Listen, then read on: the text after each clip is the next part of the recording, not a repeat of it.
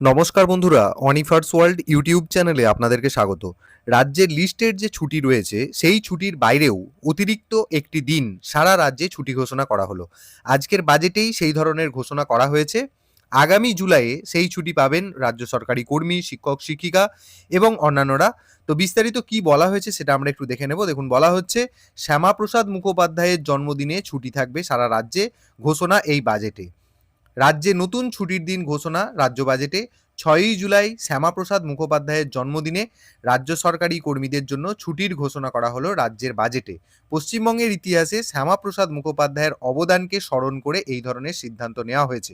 Already আমরা একটা notice দেখেছিলাম, যেখানে 23শে জানুয়ারি থেকে 6ই জুলাই এক পক্ষ কাল ধরে সারা রাজ্যের বিভিন্ন বিদ্যালয়গুলিতে এই শ্যামাপ্রসাদ মুখোপাধ্যায়কে কেন্দ্র করে বিভিন্ন অনুষ্ঠান, বিভিন্ন পালনীয় দিন ইত্যাদি সেই সমস্ত নোটিশ আমরা দেখেছি। সাথে সাথে আজকের বাজেটে শ্যামাপ্রসাদ মুখোপাধ্যায়ের 125তম জন্মবার্ষিকীকে কেন্দ্র করে এইবার এই দিনটাতে অর্থাৎ 6ই জুলাই প্রত্যেক বছর এই দিনটাতে ছুটি থাকবে রাজ্যে, সেই ধরনেরই ঘোষণা করা হয়েছে বাজেটে।